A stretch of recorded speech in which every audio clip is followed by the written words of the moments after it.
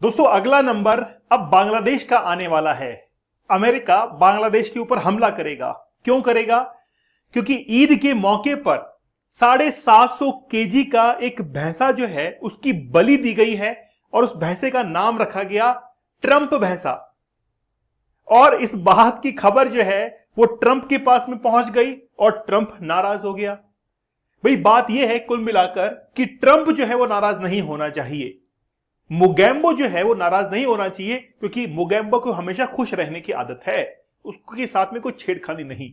तो ये बात किसके पास में पहुंच चुकी है? ट्रंप के पास में पहुंच चुकी है कि बांग्लादेश के अंदर मेरे नाम के ऊपर बलि जो है वो दी जा रही है।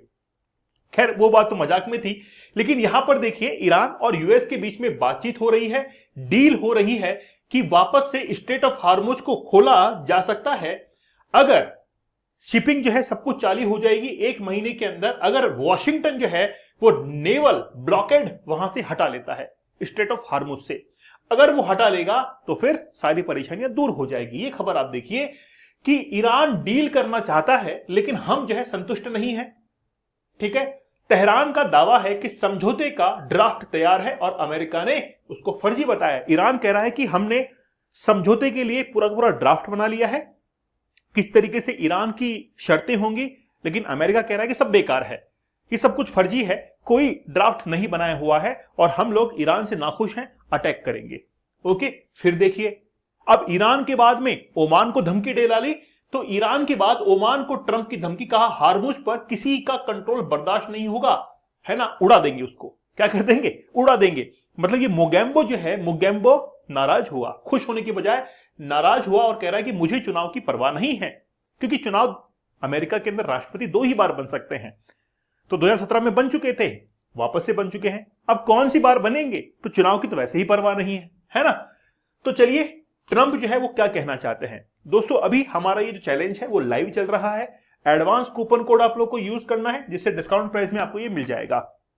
और मैं आपसे एक बात कहना चाहूंगा, भले ही 50 डेज तक आपको ऐसा कोई जबरदस्त कोई कारनामा हासिल ना हो, लेकिन 50 दिनों तक आप अपने विल पावर को चेक कर सकते हैं कि आपके अंदर कितनी विल पावर है, क्योंकि मैं डेली आपको लाइव क्लास दूंगा और आपको आकर ये बताऊंगा कि कैसी टेक्निक जो है आपको अपनानी चाहिए। पहली बात तो ये देखिए, आप इसके अंदर लोकेशन देखिए ओमान की।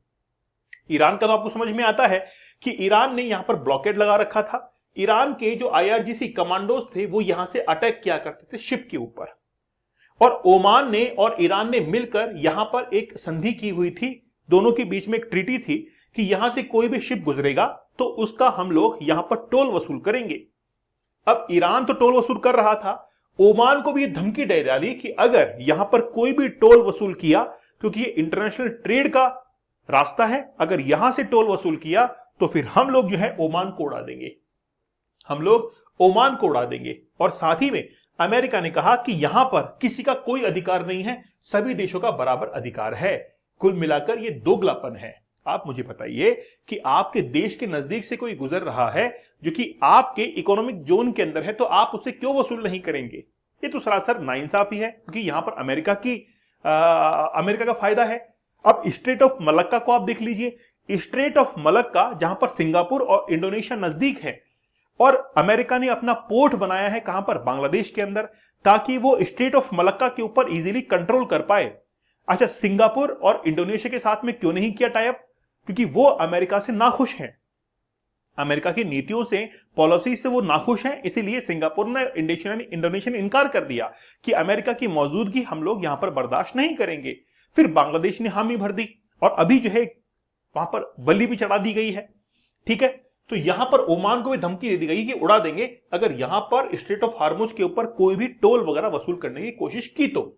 ठीक है, ये सब कुछ चल रहा है। ईरान को लगा था, मतलब ट्रंप भाई साहब क्या कह रहे हैं कि ईरान को लगा था कि वे मुझे इंतजार करवाकर थका देंगे, हम खुद थक चुके भाई, कितना गला फाड़े, कितना चिल्लाए, तुम कुछ तो रिजल्ट पर पहुंचो। हम पहले रशिया यूक्रेन करते फिरते थे, बहुत पढ़ाया है ना, लेकिन तुम्हारा युद्ध खत्म नहीं हो रहा, हमारा टॉपिक खत्म हो गए, हमारे टॉपिक खत्म हो गए, हमारे गले के अंदर जो कहते हैं कि वो जो लिक्विडिटी है, लिक्विड जो है वो खत्म हो चुका है, सूख चुका है गला, चिल्ला चिल्ला कर कि भाई अब तो खत्म कर दो, अब तो खत्म कर दो। तुम नहीं थके हो, है ना, अब तक तुम नहीं थके, हम थक गए भाई, खत्म कर दो इसको। तो ये कह रहे हैं कि हम थके नहीं हैं। उन्हें लगा कि मेरे सामने मिड टर्म इलेक्शंस हैं, लेकिन मुझे इसकी परवाह नहीं है, ईरान अब सिर्फ समझौता करना चाहता है। तो ईरान के लिए कह रहा है कि ईरान जो है समझौता करना चाहता है। अब देखिए वहां पर जितने भी शिप्स हैं स्ट्रेट ऑफ हार्मुज के अंदर, वो इंतजार कर रहे हैं कि करें तो क्या करें आखिरकार, क्योंकि ईरान ये कहता है कि जब तक आप हमको टोल नहीं देंगे तब तक हम यहां से गुजरने नहीं देंगे। अमेरिका ये कहता है कि तुमने अगर टोल दिया तो हम उड़ा देंगे। करे तो क्या करे बेचारा, ये कहां पर लेके जाए अपने शिप को, कहां पर लेके जाए। वो तो ये मतलब ये मान के चलिए, ये तो पानी तो भगवान का दिया हुआ है, नहीं तो ये पानी को भी बांट दे कि तेरा पानी ये है, तेरा पानी मेरा पानी ये है, पानी को भी बांट दे ये लोग। तो ये शिप वाला ये सोच रहा है कि अगर मैंने पर्ची नहीं कटवाई तो ईरान उड़ा देगा, और पर्ची कटवा ली तो यूएसए उड़ा लेगा। जहाज खड़ा कर लिया भाई, ना आगे ना पीछे, हम तो यही रहेंगे, है ना, हम तो यही रहेंगे। इसीलिए स्ट्रेट ऑफ हार्मुज के अंदर जहाज जो है वो खड़े हुए हैं कि करे तो आखिरकार क्या करे। अमेरिका से हमको परमिशन नहीं मिल रही है। यूरोपियन यूनियन की फॉरेन अफेयर्स की जो वहां पर हेड है, प्रमुख है, चीफ है, उन्होंने हाल ही के अंदर एक मीटिंग जो है कंडक्ट करवाई थी। उसमें यह कहा कि ईरान और अमेरिका के इस युद्ध के अंदर नुकसान जो हो रहा है वो बेचारे उन देशों का हो रहा है जो कि यहां से इंपोर्ट एक्सपोर्ट किया करते थे। तुमने तो अपनी इकोनॉमी को ग्रो कर लिया, तुम्हारी तो पूंजीवादी अर्थव्यवस्था थी, पैसे कमाकर तुम लोग बैठे हो, जो दिहाड़ी मजदूर हैं वो कहां जाएंगे, वो तो डिपेंड करते थे स्ट्रेट ऑफ हार्मुज के ऊपर। तो अगर वहां से व्यापार नहीं होगा तो तुम दोनों के कलेश के अंदर हम जो है यहां पर पिस रहे हैं। ये साफ तौर पर जाहिर कर दिया यूरोपियन यूनियन की जो फॉरेन पॉलिसीज की जो एडवाइजर है उन्होंने। अब इजराइल मान नहीं रहा है। इजराइल जो है लेबनान के अंदर जबरदस्त अटैक कर रहा है, अभी भी अटैक मतलब रुक नहीं रहा है, उसका रुक ही नहीं रहा है।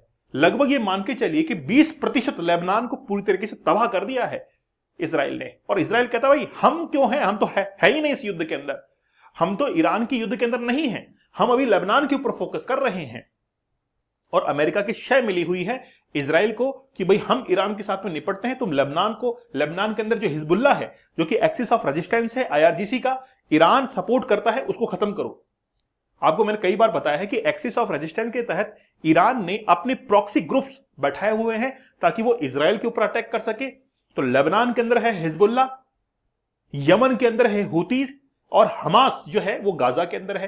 ये सब मिलकर इजराइल के ऊपर अटैक करते हैं। इजराइल ये सोचता है कि पहले मैं इनको खत्म कर दूं, तब मैं ईरान से निपटूंगा, है ना, तब मैं अमेरिका का कहना मानूंगा और ईरान के ऊपर अटैक करूंगा। इसीलिए वो लेबनान के अंदर हिजबुल्ला के ऊपर अटैक कर रहा है। टैंक जो है ताने हुए हैं, तोप ताने हुए वहां पर। ओके, रिसेंटली बात आई अब्राहम अकॉर्ड की।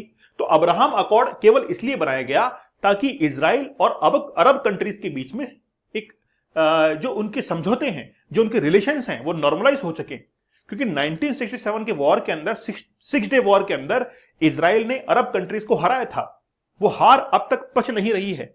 अमेरिका ने पाकिस्तान को कहा कि तुम अब्राहम अकॉर्ड पर साइन कर दो और ये दर्शाओ कि इजराइल के साथ में तुम लोग हो। लेकिन पाकिस्तान ये कहता है कि भाई पहले तो हमने इजराइल के विरोध के अंदर कई सारे नारे लगाए हैं, हमने चुनाव ही इजराइल के अगेंस्ट के अंदर जीत लिया है, अब ये कैसे कहते हैं कि इजराइल जो है एक देश एग्जिस्ट करता है।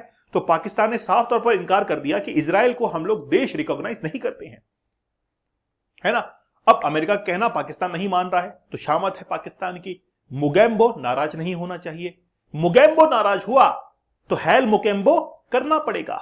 ओके, चलिए, तो अब्राहम अकॉर्ड जो है उसके अंदर 5 देश शामिल हैं, यूएई, बहरीन, मोरक्को, कजाकिस्तान, जिन्होंने इजराइल को एज ए कंट्री रिकॉग्नाइज किया है। ओके, तो आप देख सकते हैं अब्राहम अकॉर्ड हुआ कब था, 2020 में हुआ था, 15 सितंबर 2020 को ये एग्जिस्ट में आया था। अब आते हैं इस खबर के ऊपर। खबर यह है कि वॉशिंगटन अगर नेवल ब्लॉकेड हटा लेता है तो विद इन 1 मंथ जो है वो हम लोग स्ट्रेट ऑफ हार्मुज को खोल देंगे। अब इसका कंक्लूजन क्या है वो सुनिए। कंक्लूजन यही है कि यूएसए ये कह रहा है कि हम वहां से कोई भी शिपिंग चार्जेस नहीं देंगे, पहली बात, और ईरान की मौजूदगी वहां पर नहीं होनी चाहिए, तब तक हम अपनी सेनाओं को नहीं हटाएंगे। साथ ही के अंदर अमेरिका ने यह भी कहा कि जो न्यूक्लियर जो पॉलिसी है उसके तहत अपने न्यूक्लियर हथियार को जो एनरिचमेंट है उसको कम करना पड़ेगा। मतलब अमेरिका ने अपनी शर्तें वही रखी हैं। ईरान जो है धीरे धीरे समझौते के अंदर आता चला जा रहा है। अब कुल मिलाकर बात यह है कि ईरान ने कहा है कि हम लोग 1 महीने के अंदर इसको खोल देंगे अगर अमेरिकी जो सेनाएं हैं वो यहां से विड्रॉ कर जाती हैं, खाली कर देती हैं और हमारे ऊपर कोई भी सैंक्शंस नहीं लगते हैं, तो हम यहां से क्या कर देंगे, इसको स्ट्रेट ऑफ हार्मुज को खोल देंगे ताकि वर्ल्ड ट्रेड, ग्लोबल ट्रेड जो है वो आगे बढ़ सके। ये ईरान ने कह दिया है। अमेरिका ये कह रहा है कि ऐसी कोई शर्तें, कोई फ्रेमवर्क हमारे सामने नहीं आया है, हम कैसे मान लें। ऐसा कोई बैठकर हमने बातचीत नहीं की है। ये तो पाकिस्तान बार बार भागकर जो है ईरान के अंदर जाता है समझौता करवाने के लिए, लेकिन ऐसा कुछ है ही नहीं। भले ही ईरान ने हमको थका हुआ महसूस कर लिया होगा, लेकिन हम लोग थके हुए नहीं हैं। हम वापस से अटैक करेंगे ईरान के ऊपर और फिर वहां पर नेवल ब्लॉकेड जो है वो लगाएंगे। ठीक है, तो eventually lead to the reopening of the commercial shipping through the strait of Hormuz with a month, potentially marking a major step toward easing month of conflict. मतलब ये आप देखिए 28 फरवरी से चल रहा है, ये 28 फरवरी से लेकर अभी जो है मई का महीना आ चुका है। अब तक कोई समझौता इनके बीच में नहीं हो रहा है। अमेरिका खुद चाहता है समझौता ना हो, वो खुद इसको जो है आगे एक्सटेंड करना चाहता है, क्योंकि उसको पता है कि मैंने अभी अटैक किया तो जितने भी अरब नेशंस हैं वो अमेरिका के अगेंस्ट के अंदर आकर खड़े हो जाएंगे, क्योंकि उनकी इकोनॉमी धीरे धीरे डाउनफॉल की तरफ जा रही है। रिसेंटली आपने देखा ओमान को धमकी दे दी, अब धीरे धीरे धीरे धीरे वो सबको लपेट लेगा। ओके, चलिए, तो बात यह है कुल मिलाकर कि 1 महीना तो क्या, मुझे लगता है 6 महीने में भी ये रीओपन नहीं होगा। दोस्तों, हमारा 50 डेज का हार्ड चैलेंज जरूर ज्वाइन कीजिए। एडवांस कूपन कोड आप लोग को यूज करना है और आप इस चैलेंज को ज्वाइन करके 50 दिन जो है वो आप लोग कंप्लीट कीजिए। इससे पहले 75 डेज का हार्ड चैलेंज, 100 डेज का हार्ड चैलेंज हमने कंप्लीट किया है। सभी के लाइव सेशंस हमने लिए हैं। सोचकर देखिए कि एक एजुकेटर 225 दिनों तक लगातार आपको लाइव सेशन दे रहा है, तो वाकई में बहुत मेहनत इसके अंदर लगती है। दीपक इंदौरा ऑफिशियल टेलीग्राम चैनल पर आप लोग जरूर ज्वाइन कर लीजिए। तो मिलते हैं आप लोगों से नेक्स्ट सेशन के अंदर, तब तक धन्यवाद, थैंक यू।